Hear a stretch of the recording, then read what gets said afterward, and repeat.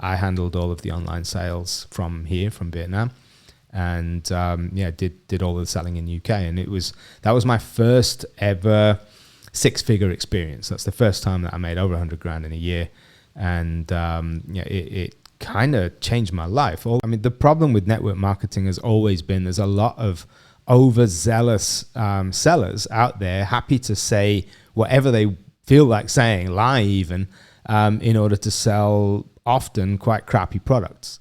Hey there guys, what's happening? It's Mike here, coming to you from District 7 in Ho Chi Minh City, and in this video we've got another expat interview for you. I'm going to introduce you to a good friend of mine, a guy called Nate Wells, who's been based here in Saigon for 17 years. Now, it's not often that you meet somebody with as much experience and knowledge of living in Ho Chi Minh as Nate. Now, he speaks fluent Vietnamese. He's a very useful guy to know, and Nate and I are actually good mates. We first connected back in 2018 as part of an online business community that Nate was actually the founder of. And over the last few years, Nate has helped me to build my network marketing business to where it's at today. And Nate has done very well for himself, not only in the network marketing industry, but he's got a background in business in Portugal, in France. He had a chain of restaurants here in Vietnam.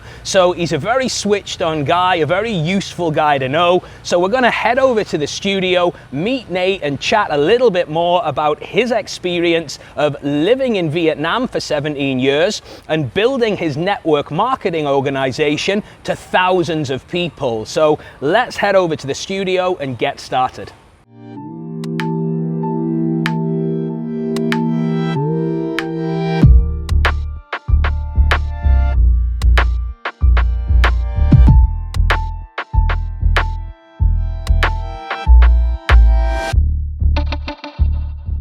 So here we are in the studio with my good friend, Nate Wells. How's it going, Nate? Doing all right, mate. Yourself? Doing pretty good. Looking forward to this interview. So this studio that we've recorded the last couple of interviews in actually belongs to Nate. We're here in his awesome apartment in Saigon, and we're going to talk a little bit about what brought Nate over to Vietnam, about his background, and about his online business that is the reason that we actually first connected about almost 5 years ago now. Time flies, right? Not half. So let the guys know a little bit about where you're from, Nate, and what brought you over to Vietnam. Okay, so originally I'm from the UK. I'm born in a little mining village in South Yorkshire, and I was in the UK until I was 17 years old. And then I moved to France. I spent 6 years living in Paris. I then moved over to Portugal. I had 4 years in Portugal. After that, 4 years on and off in India, bouncing between Europe and India. And then I came to Vietnam in 2005. So I've been here in Saigon now for 17 years already. 17 years. It's not often that you meet somebody who's been in this country for 17 years. I mean, I know you've seen a lot of changes in this country over the last 17 years, but I also know that you're a very experienced businessman. You haven't gone the traditional route of teaching English for a couple of grand a month. I know that... I did that, but you know, that let's not talk about that too much. But yeah, no, I went there. I did the whole typical teaching English when I first arrived here. But I've done a lot of different businesses, not just in Vietnam, but before I came here as well. So why don't we touch on those and talk a little bit about your business experiences and the sort of different industries that you've been involved with over the past decade or so? Sure. I mean, I'll just go over my businesses. My first one I set up in Paris. I had an international courier company. So basically, I used to carry by hand high value or high worth items urgently anywhere in the world. So I would jump on a plane with a small box or sometimes a large box, and I would get to the destination country as quickly as possible using whatever means possible. So when you say high value items, you mean like what? Give us some examples. So if a factory needs a spare part that's broken and the whole factory production is stopped, then you might just have like a little bolt. But if it's a specialist piece of equipment, then they need that taken from the manufacturer to the factory as soon as possible. Every minute that factory is down, it's losing money. Got it. So they're happy to pay whatever. I also took pharmaceuticals, like urgent pharmaceuticals, and to hospitals far away, like in little islands up in the Arctic and places way off the beaten track. Yeah, so they urgently need some medicine. I take it from the pharmaceutical company. I used to work before internet, obviously, for companies like Eurosport. Yeah, I'd have to go to the tennis match. I'd have to literally take the reel out of the camera, or the video out of the camera, and then rush it back to the Eurosport HQ in London. I've done that a few times. Wow. Seen a few interesting matches. I've watched John McEnroe from the actual, literally next to the net. Yeah. So what else have I done? A bit of haute couture in Paris. So I worked for Jean-Paul Gaultier. I used to take dresses directly to the catwalks in Manhattan.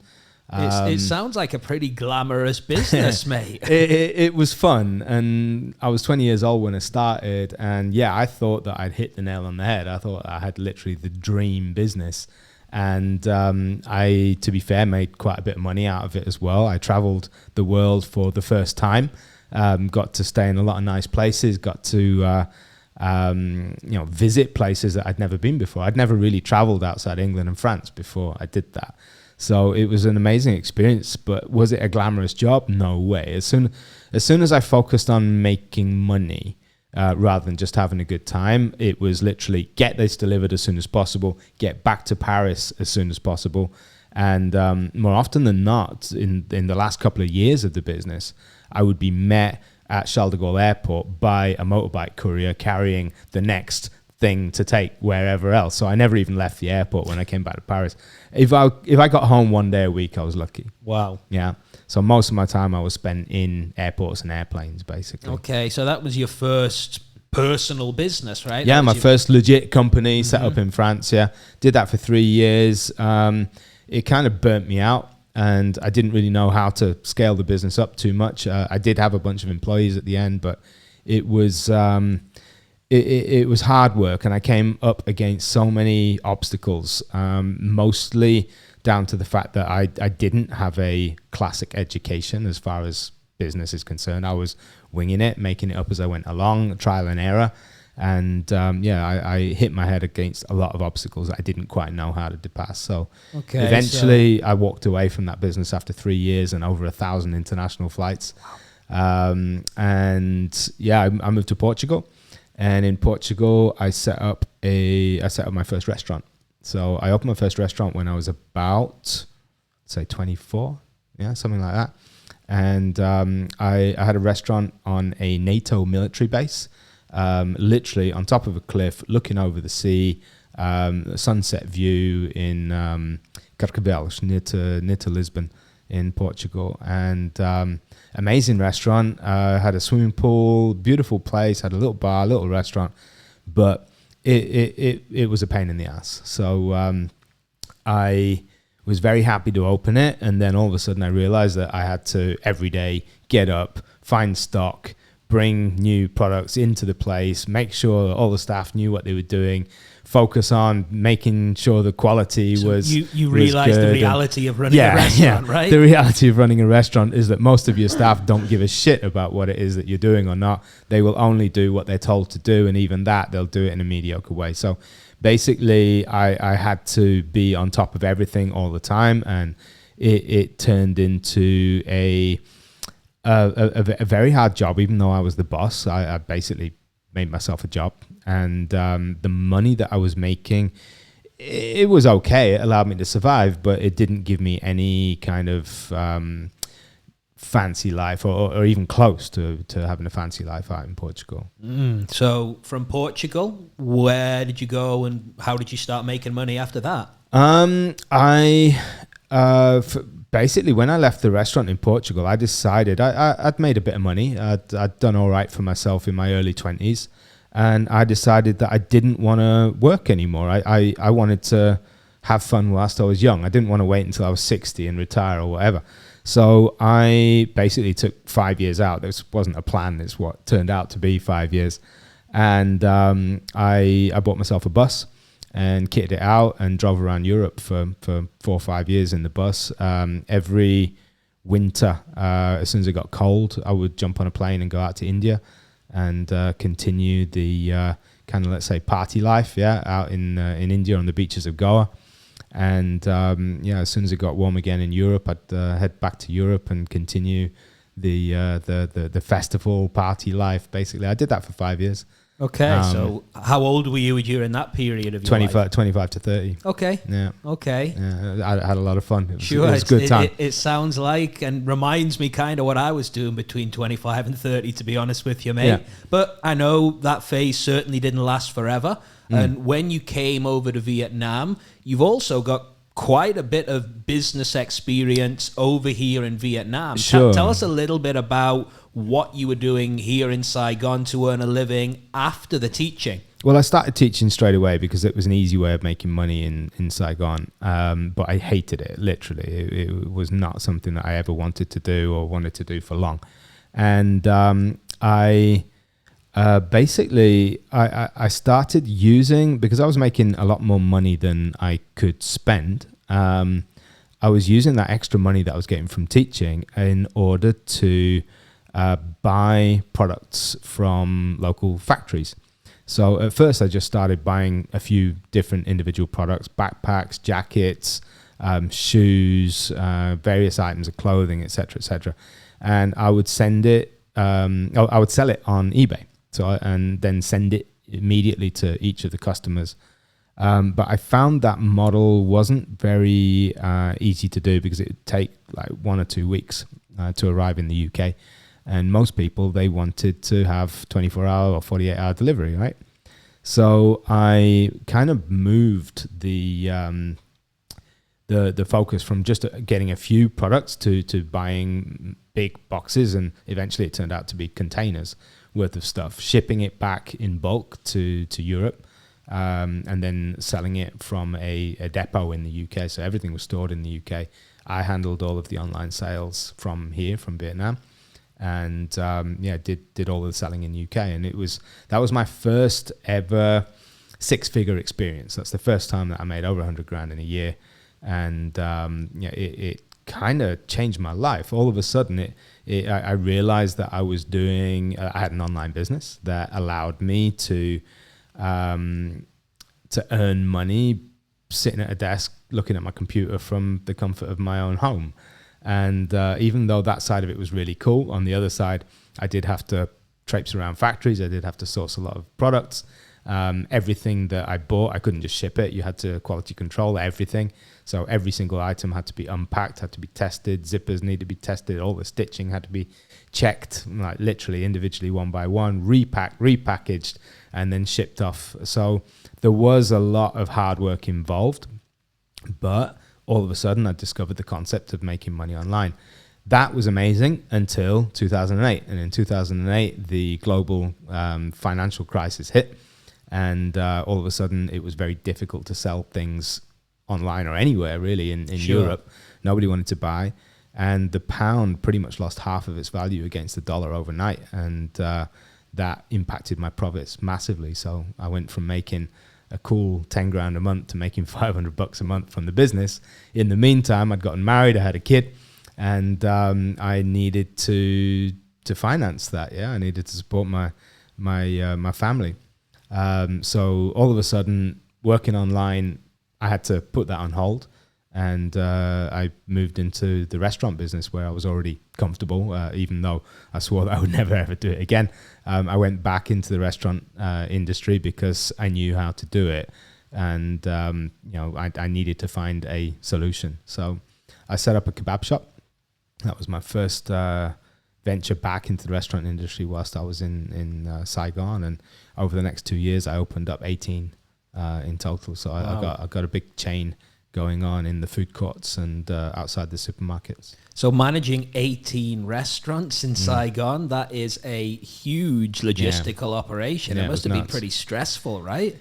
Yeah, not half. I mean, we had a central kitchen to prepare everything, and I lived above that central kitchen, and then every single day, all the products were shipped out to each one of the restaurants. At the end of the night, everything got shipped back to the central kitchen. That way we could keep the consistency and quality the same in all of the different locations. But yeah, it was a well-organized business, but it was still a lot of hard work. So I know you're not in the restaurant trade anymore, Nate, because, well, the reason Nate and I connected almost 5 years ago was as part of an online business community on Facebook. And since I met Nate, I've been working closely with him, and he's actually helped me to build my business to where it's at today. So why don't we move on and talk a little bit about what you're doing online now and exactly what that involves, Nate?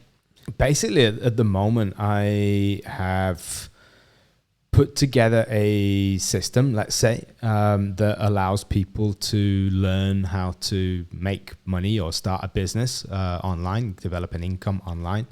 And it's enabled thousands, if not tens of thousands of people around the world to learn more about social media marketing, to learn about web systems or web funnels, sales systems, whatever you want to call them.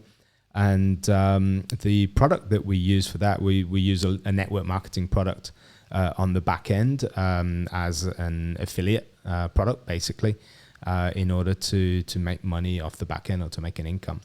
And this is something that I've been doing now over the past 6 years. And it's not only managed to develop a nice little income for myself, but it's allowed thousands of people, like literally around the world, including yourself, to jump on board and to learn new skills that are able to allow you to harness the powers of social media and network via social media rather than network in the traditional manner.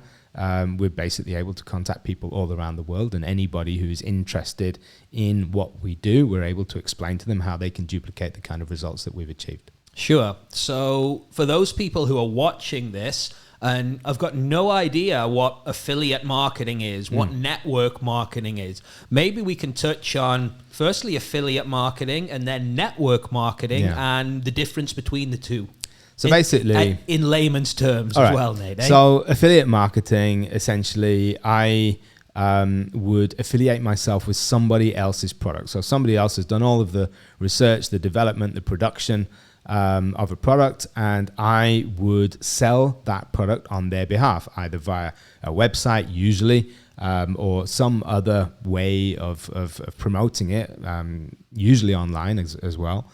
And basically, every time somebody buys that product that I'm promoting, they don't pay me. They pay the manufacturer, and the manufacturer gives me a cut. So I would typically get anything between 5 and 50% as an affiliate marketer of the sales price of that product without ever having to see the product, touch the product, or have anything to do with the product. Okay. So that is affiliate marketing in a nutshell. It's a very convenient way if you just want to work from a laptop, if you don't want to have piles of stock, and if you don't want to risk tens of thousands, if not hundreds of thousands of dollars on buying products in the first place. It's a very easy way to get started in business. And what about the network marketing element? So network marketing is quite similar in the sense that you are selling a product for another company. But with network marketing, as the name suggests, you're selling it via a network of people. So, for example, if I wanted to sell you a product, I can offer you a product that you like at a price that you like, and you're happy with that product, so you pay me for that product. I make a little bit of money, and you get a product that you wanted. End of story. With network marketing, I can do the same thing, but I can also say, well, you really like that product, don't you? How about I teach you how you can then go and sell that product to other people? Now, if that's something that interests you, you can then go away and you can start selling that product to your contacts. It doesn't have to be people that you know already. You can use social media to basically sell it to anybody, anywhere in the world. And not only do you get paid an affiliate commission every single time you sell that product, but because I introduced the business model to you, I would get paid a small commission on the back end of that sale. Sure, it makes sense. You're essentially training people as part of your sales organization, correct? Yeah. Now, as you well know, I'm a huge advocate of network marketing. It's completely changed the game for me. However, if you look online, like I first did when I got started with network marketing, there's a lot of negative press out there, you know, MLMs and pyramid schemes. And what makes what you're doing different to a pyramid scheme, Nate? Basically, it's the product involved. I mean, the problem with network marketing has always been there's a lot of overzealous sellers out there happy to say whatever they feel like saying, lie even, in order to sell often quite crappy products. And because of that, they've kind of sullied the name of network marketing in order to benefit directly from making money from sales. But without that long-term vision in selling a quality product that people are actually going to come back and buy over and over again. So that's the first reason that there's kind of an issue.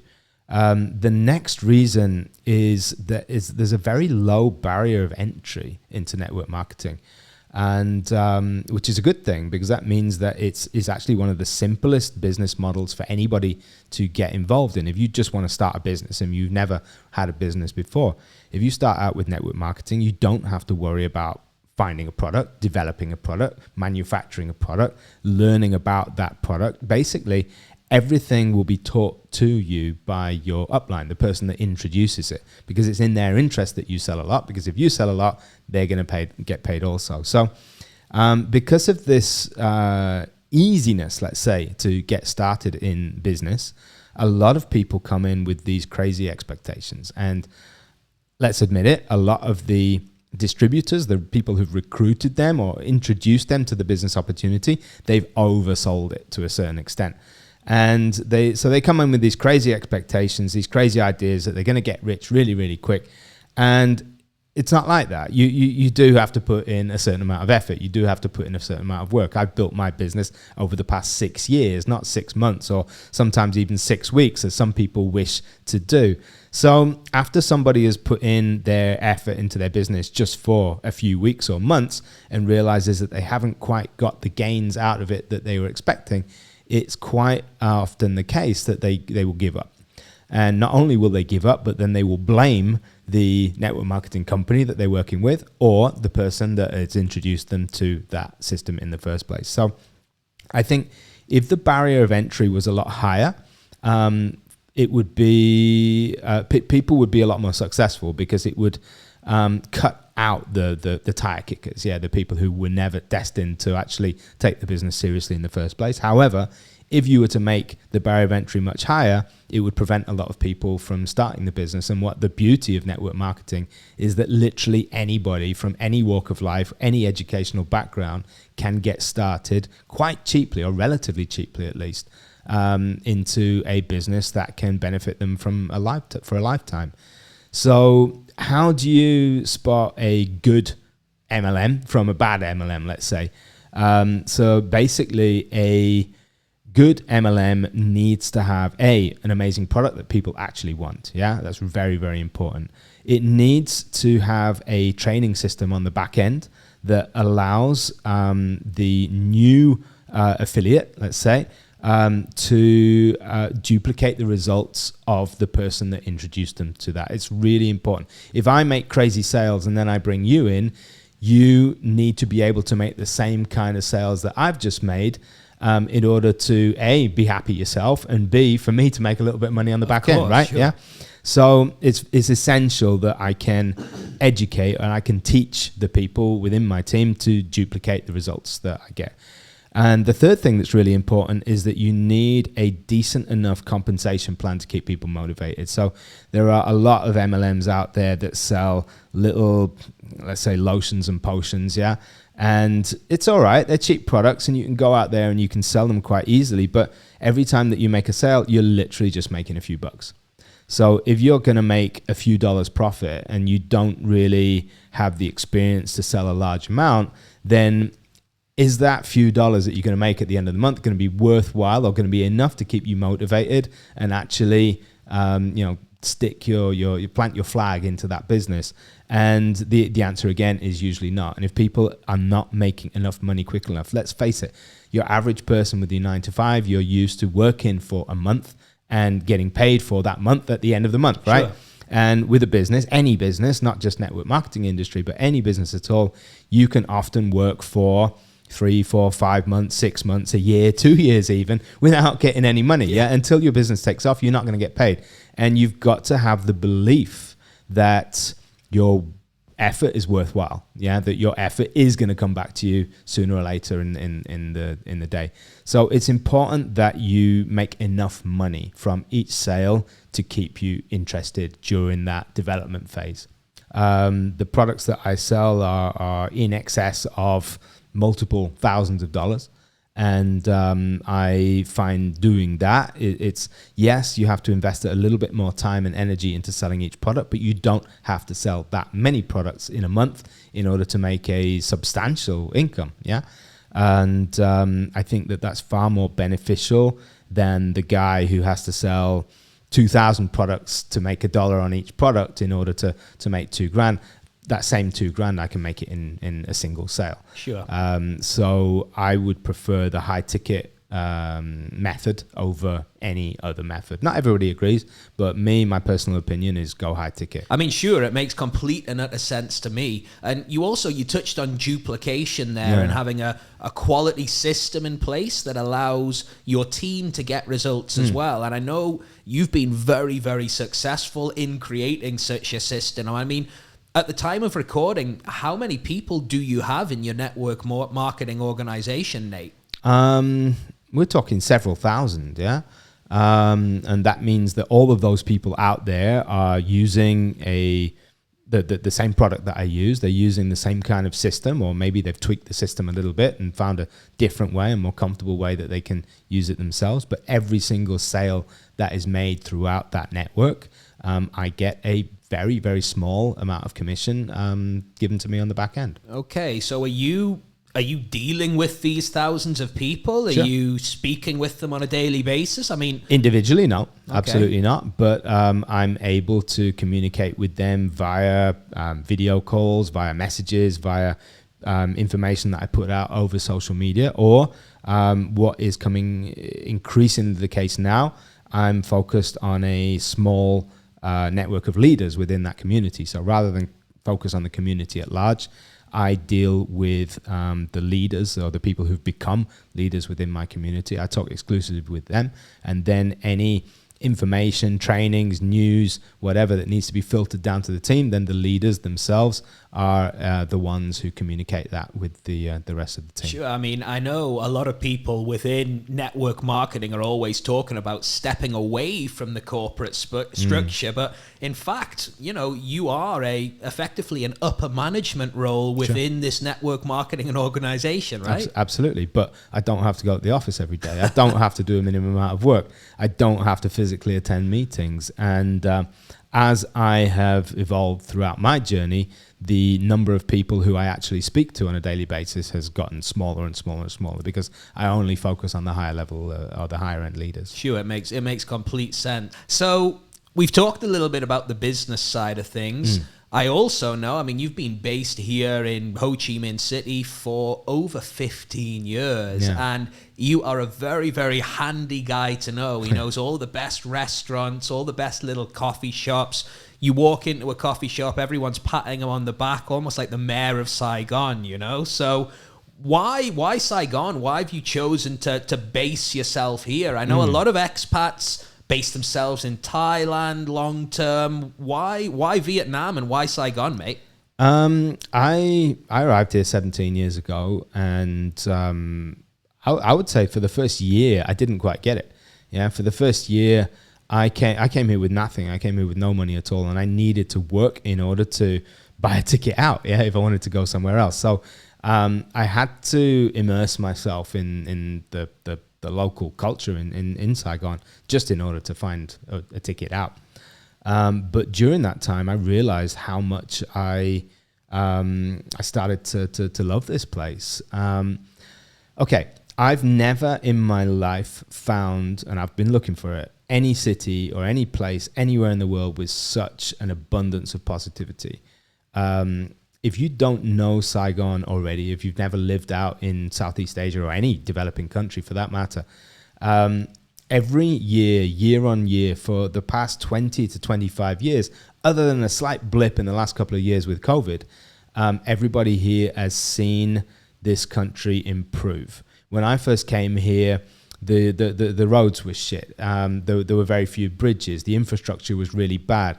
There were only 1 or 2 restaurants that you could actually get nice food. Everything was very local. And it couldn't be further from the truth now. Now we've got a city with skyscrapers everywhere and an incredible road network. The infrastructure has improved no end. We have shopping malls all over the place. We have nice restaurants, nice coffee shops, nice places to go, nice places to do business. The local people and economy has risen no end. And every single year, people who are, let's say, your age, 30, 35 plus, they see that, or they have only ever seen their lives improve, yeah, and their parents' lives improve, and their neighbors' lives improve, and their colleagues' lives improve. So it's a very positive environment to be a part of. If you look at Europe, it's kind of the opposite way.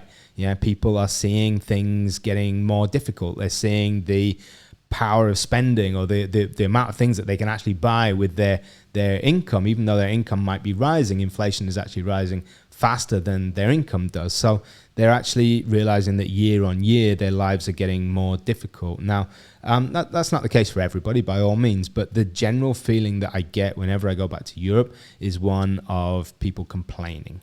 And this is something that I absolutely hate. Whereas here in Saigon, you do not get people complaining. In fact, quite the opposite. Everybody is looking forward to next year. They can't wait to see what new things the next year is going to bring. I have watched this city grow at an incredible pace and continues to grow. And I've been part of that. And for me, I find it exciting. Blink and you'll miss it. If I leave Saigon for anything more than a few weeks and I come back, there's a whole new range of things that I have yet to discover that have been opened or built or created in the time that I've been away. So I find it a very exciting place to be. And would you ever live anywhere else? I never say never, but I very much doubt it. I have absolutely no intention of living anywhere else. I love living here. And whenever I leave Saigon, even just for a few days, I physically miss it. I've never felt homesick before in my life. When I left the UK when I was 17 years old, it was literally, see ya. I never thought twice about leaving or thought twice about going back, whereas every single time that I leave Saigon, even to other places in Vietnam, I physically miss it. I'm actively looking for when do I get back and when do I want to leave. Sure, I completely agree. It's been an amazing experience for me as well, basing myself here in Saigon. And exactly what you say, the people are so entrepreneurial, so positive. The GDP here is raising at 7% a year, like Guillaume said in our last interview. And there's opportunity everywhere. So certainly, if you're thinking about moving over to Southeast Asia, this is a great place to base yourself, to do business, guys. Now, we've had a great little chat today, mate. We've talked a little bit about the business side of things, about life here in Saigon. Where can the guys find you on social media, and where can they check out your website? Let's look at the website first. I've got a new website, which is still slightly under construction, but yeah, I'll give you the address. It's natewells.net.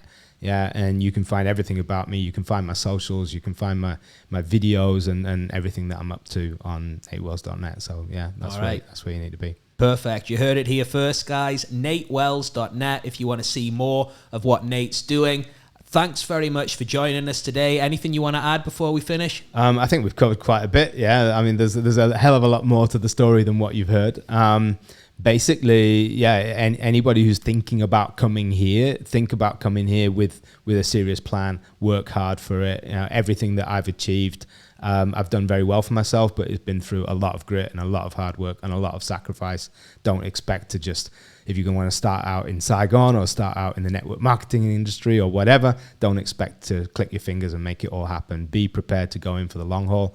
Be prepared to work your ass off for several years in order to get the situation together that you want. And if you're able to do that, and if you're able to make that sacrifice for that amount of time, then yeah, you'll do very well. Sure. Solid advice to finish on, mate. And I know this isn't going to be the last video we do together. We're actually planning to take you guys downtown on Saturday night, show you a few of Nate's favorite spots down in District 1, right? Yeah. We'll look around Central Saigon when we go out. Okay, so we'll see you guys on Saturday night in the next video. Thanks for watching. Cheers. Cheers, guys.